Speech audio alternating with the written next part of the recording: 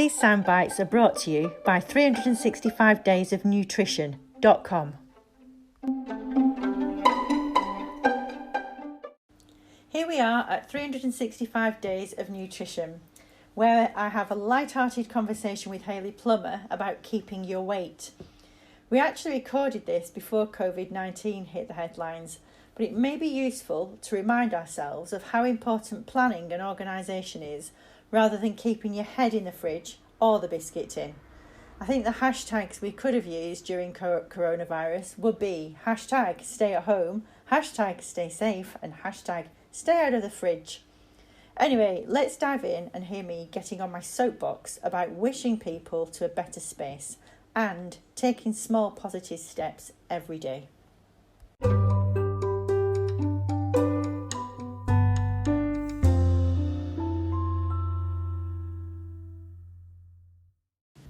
And welcome, Hayley, to It's All About You, the podcast. And today we're recording for 365 Days of Nutrition.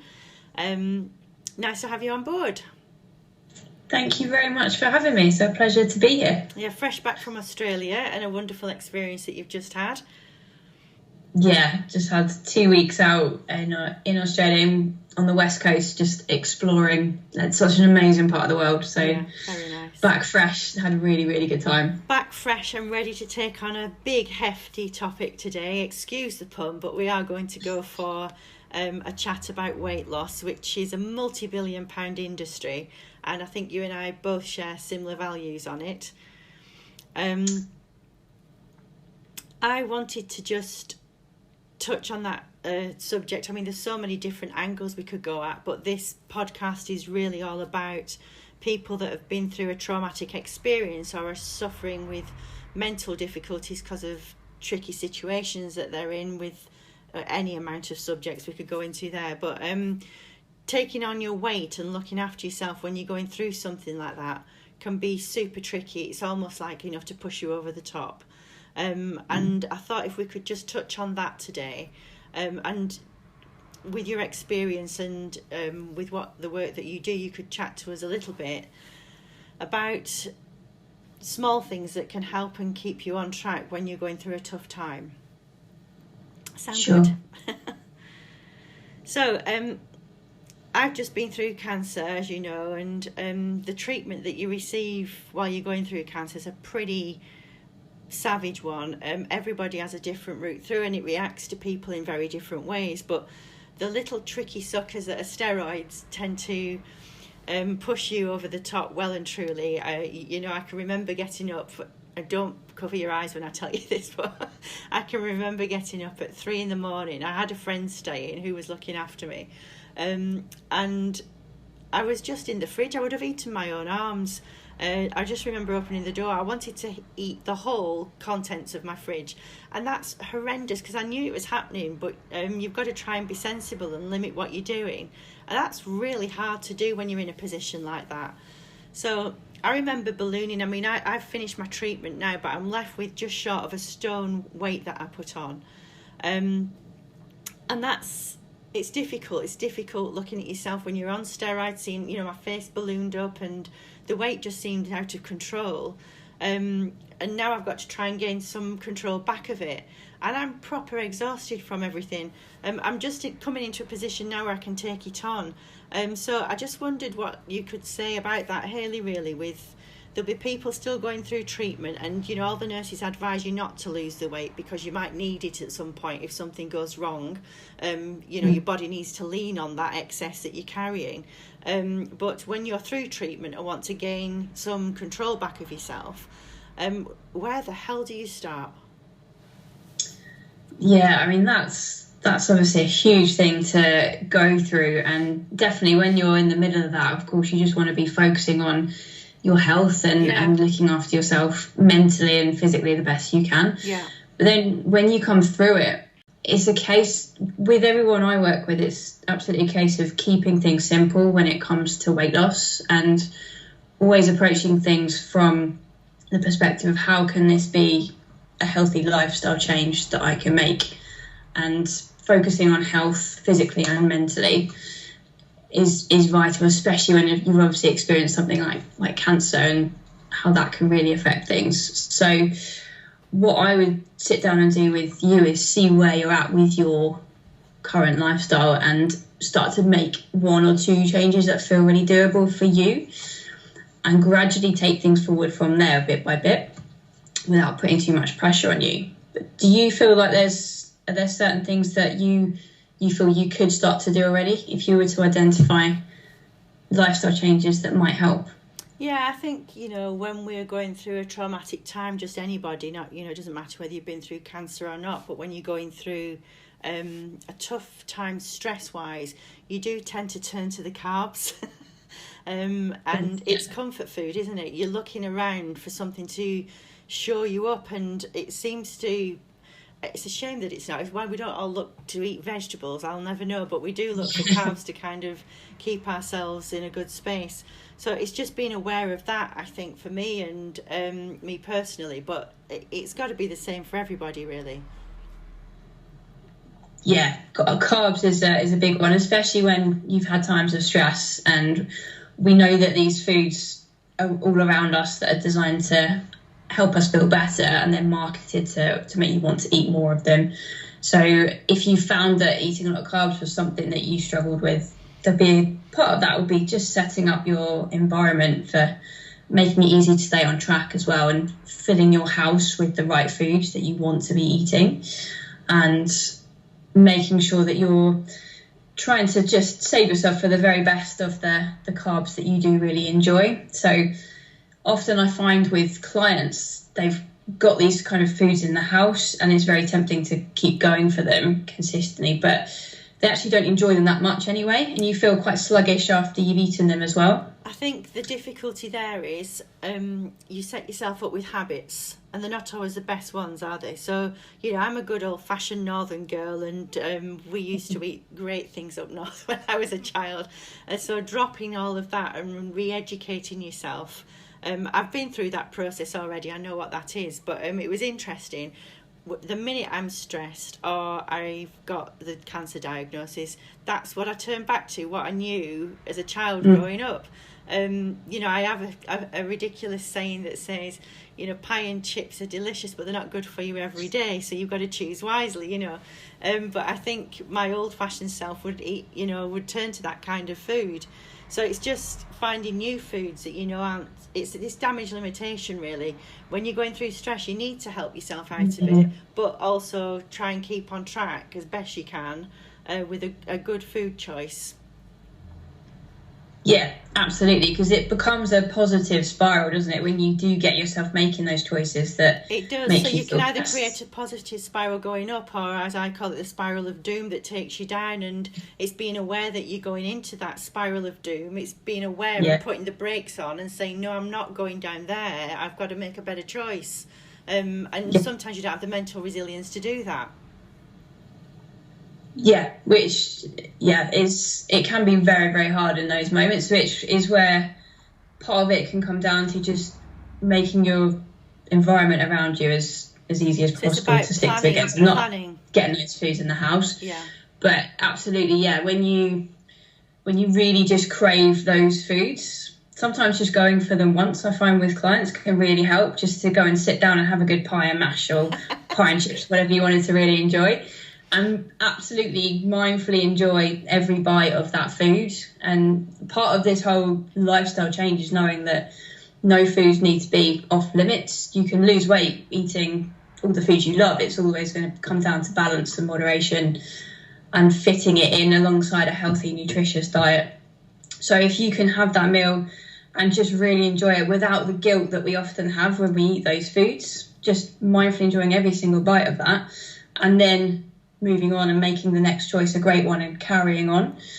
Sometimes that can be enough, because often we feel so guilty in the moment of eating those foods that we begin that spiral and we quicken it up because we think we've ruined it and we think yourself over we the may cliff. as well carry on till Monday. That's it, you push yourself off the cliff before you finish the last mouthful of it. And in actual fact, I've done that, of course, but there's no point whatsoever in even bothering eating it if you're going to pile the guilt on as well, because Exactly. You've got a double whammy then, and you don't feel good about yourself. So the main thing that I've taken on board, certainly since I've had cancer and the way that I'm moving forward in my life, is doing things that make you feel good always. So if you're going to eat this food and feel awful while you're eating it, what is the point of that? Absolutely.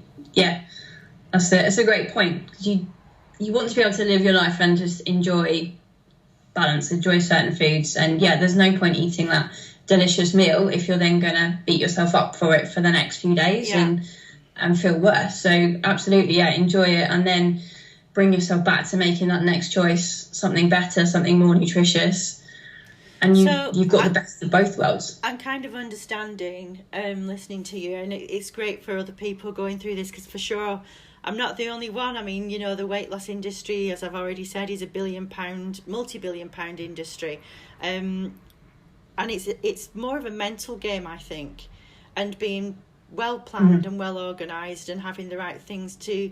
So rather than grabbing for a chocolate bar, which gives you nothing whatsoever, but grabbing, I know saying a handful of nuts doesn't sound that exciting, but you do get used to it.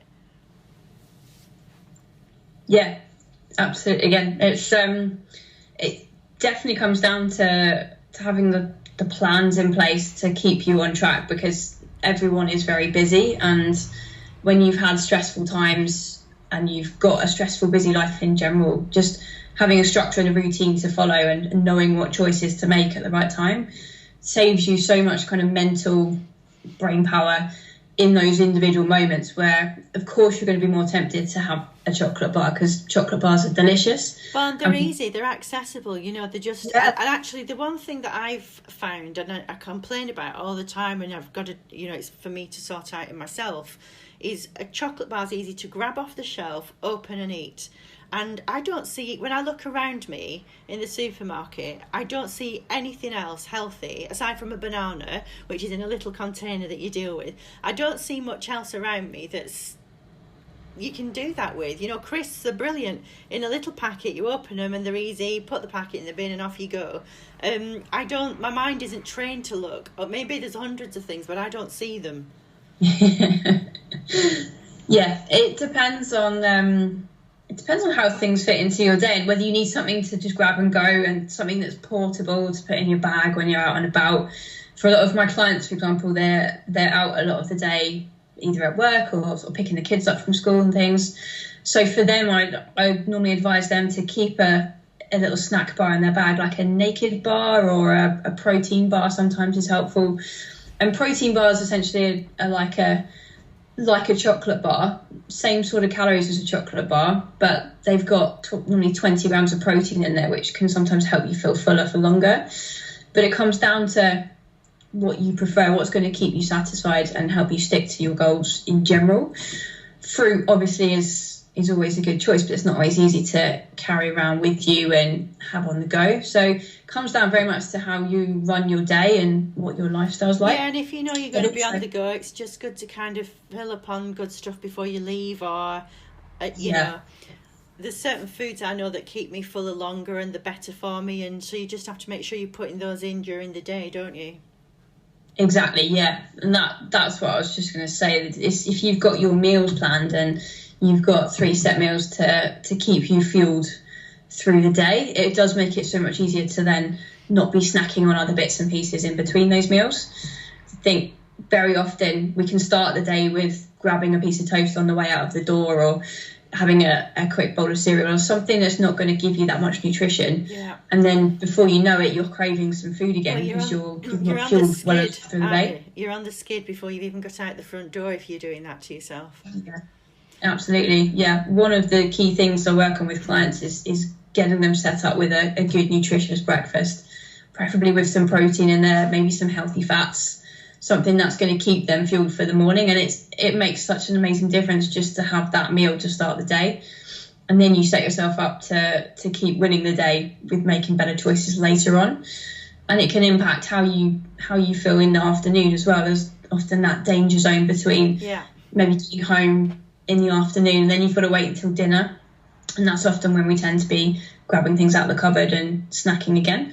But if you set yourself up with a great breakfast and you had a great lunch that was ready when you needed it, then that can then follow over into you feel better at that time of day, and you can keep going through till dinner and start to build that consistency that gets you the weight loss goal that you're looking for as well. Well, and I think also it's educating yourself, but stopping to think what you are actually eating, because lots of times you can just grab for stuff and you're not even thinking what you're putting in. You're just kind of putting any old thing in, and that's not, it's not a great approach, obviously, but it's just being able to stop and just work out what you're doing during your day. It's worth taking 5 or 10 minutes of an evening sometimes to just look back through your day at where you went off the plan and what you've been grabbing to fulfill yourself, and being aware of that. I think the awareness of it is half the issue, because then you can guide yourself the next time it happens. Absolutely, yeah. It's huge to have that plan first of all, and then to review it at the end of the day is a brilliant idea, because we either don't make plans and then we just try and make decisions on the fly, and that's where you can eat things that you forget about, or you eat too much because you weren't prepared with the right things. But often if you do make a plan, it's very easy also to slip off of it at some point. And there's so much food around us throughout the day that if you're presented with a biscuit or a piece of cake or some chocolates, it's very easy to just grab them without even thinking about it. So absolutely right. If you can be just aware of what you're having throughout the day and stopping to be present when you're eating meals and snacks, and then just noting at the end of that day, how did I do compared to the plan I made? If you notice things have gone awry on it, that's something you can then tweak the next day to make sure you've got things that you need at the right time. So, and it's a case of just keep refining that plan. I think I in total put 1.5 stone, and I've lost half a stone. But that's only through making tweaks now. And it's frustrating, Hayley, quite frankly, because I know that it was a 2-year whammy that I had, so I suppose it's taken me a while to put it on, but it just takes forever to get it off. And that it's just can be quite demoralising, quite frankly. I would never have chose to have put 1.5 stone on, of course. I don't think anybody does. But the time it takes you to get it off is just... it's a long game, and you've got to play that with yourself. Yeah, it can be really frustrating. And are you tracking things at the moment? Are you keeping? Yeah, I'm aware of what I'm doing, and I'm better at that some days than others, and I think that's the same for everybody. Some days you just don't seem to be able to manage it. I think what I've learnt to do, and I say to everybody, is look for the wins in your day, and the following day keep those and try and add another one onto it. So 365 days of nutrition, when I set that off, was to kind of, I do the same for breast cancer and cancers, but the nutrition's kind of to dovetail into that, to help people just make better choices every day. So you get a message a day with something that you're either educating yourself about, or some things stick better than others. And I've gone off some big foods through doing 365 days of nutrition, because it's just taught me that actually they're really not that great for you. Just turn them away and move on into a better direction. So there's little things you can just keep hold of, and they all add up and make a better picture for yourself. So it's been a slow job for me, because I've decided, having gone through such a major deal, the weight will come off slowly, but I need to re-educate myself. I'm not saying that the food was the whole reason I got cancer, by the way, and I don't think it is for most people, but re-educating yourself can certainly help. Yeah, it absolutely can, and it's a great way to do it, because you could jump into a diet and try and lose that weight very quickly by restricting yourself and following a set plan to lose that weight as fast as possible. But as most of us have found, that sort of way of doing it doesn't work for the long term. No. So actually taking it slower and just re-educating yourself and finding what works for you and what makes you feel good, and doing it in a sustainable way where you're focusing on those little wins, keeping hold of those wins and adding another one, I think is a brilliant way to do it. Yeah. And we're kind of conditioned in this modern society to want things really quickly, and to see all these rapid weight loss transformations on social media. And the story behind that, there's always something in there where it's either involved a lot of restriction, or if you ask that person 6 months later, have they kept those results? Yeah, and very you rarely just don't is that see the that, case. do you? They don't advertise that bit. I think it's a shame, really, because there's so many big smiley faces on social media selling you the big, win, and actually it's not always the case. So you're reading and receiving false information, and also it doesn't always suit you. The one thing I've really learned is to tune into me and who I am, and it's the same I would advise anybody out there to do that. Just really tune into yourself and learn about you and what you are. It doesn't matter what anybody else is doing. Stop looking around you to what everyone else is doing when you've got your own situation going on. For me, I'm an ex-professional dancer, so I've got a memory of all of that physically, so my body's leaning on that a little bit too, which is terrific for me. But if I'm trying to sell what I've done and what how good I've been, it wouldn't suit, say, you, for example, who's a different character altogether. So I think it's learning about what you are and carrying that forward, and just building up these little wins, so that by the end of a good sustained period of time, you're creating a good environment for yourself. 100%. Yeah, no one has your body and your current experiences and the lifestyle that you live right now. And we can easily fall into that trap of comparing ourselves online to other people, but you have to follow your journey. You have to be taking care of you and your body. And I think the number one thing that throws people off of actually achieving results is thinking it's not happening quick enough and thinking they're not doing well enough, when actually you're doing an amazing job. And if you're seeing any form of progress in any area, that's fantastic, and keep going with that, and it becomes a habit, and it becomes something that you can stick to, and you do see results in time. But every client I've worked with has started the process of trying to lose weight, and perhaps seen other people who appear to be going quicker and doing better, and they're worried they're not doing well enough. But on social media, we don't see much of what is actually real life. And when you're a busy working woman, or you're a mum, or you've got these other demands on your time, you can't be doing everything all at once and making this speedy progress every single week. But and actually, it doesn't do your body good. It doesn't do your body good to go for that massive weight loss, and it certainly doesn't teach you anything mentally. And I think I keep saying it, I wouldn't want cancer wished on anybody, but it's given me such a lot. It's taught me a lot about enjoying my days, and the people that are around me, and the food that goes on my plate, and the activities that I'm doing, and all of that. And I just think I personally, I was guilty of looking around and thinking I wasn't good enough, and that's just not what you need to do to yourself. Everybody's good enough. It doesn't matter what somebody else is doing. People appear all fantastic and spangly, but behind the scenes it can be a car crash, and actually just get on with your own life and look at what you're doing and make your life better bit by bit, day by day. And that kind of covers the board, and food is just a part of that picture. It all goes together, and you're trying to build a balance over the whole. It's a lot. There's a lot goes on in your life, and food's just a small part of that. Yeah, I couldn't agree more. It has to be a balanced approach. Well, I feel really passionate. 100%. I feel passionate about that. Yeah, I think when you get too caught up in it and you're too focused on trying to lose weight, it can really bring you down mentally, and you can spend years just not actually being fully present and enjoying your life. Not being part of your life because you feel too ashamed to do that. I could feel, when I started putting this weight on, I knew there was no control over it whatsoever. The steroids that you take are tiny little pills, but they pack a real punch. And I was fighting against that. And I thought, actually, if there's a fight in you, that's just no good. Let's just drop that, go with the flow, and pick up the reins when I can. And I can now. So there's no point feeling bad and beating myself up. I'd never go out the front door if I was feeling so bad about myself with this weight. And I know that lots of people do actually feel like that.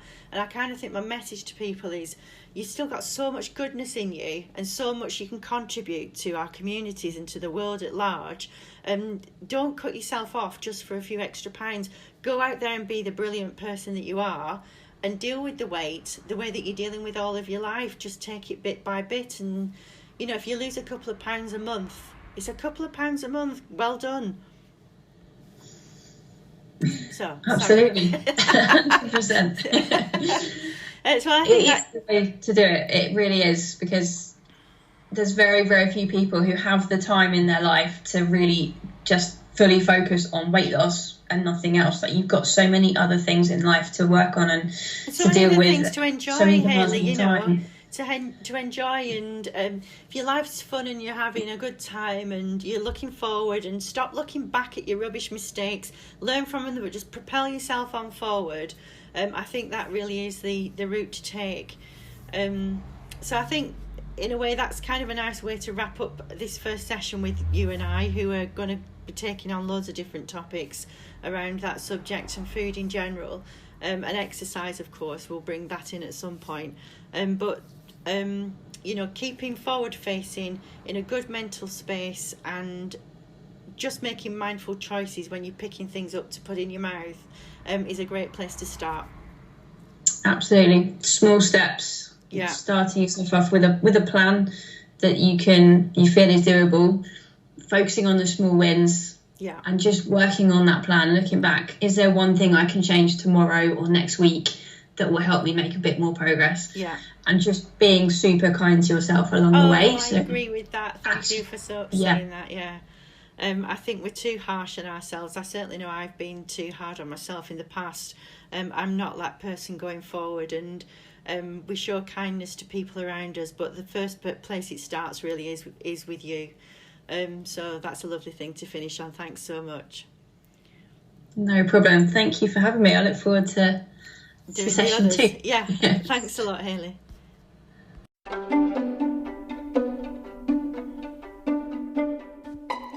If you like this soundbite from 365daysofnutrition.com, comment on it, like it, or share it.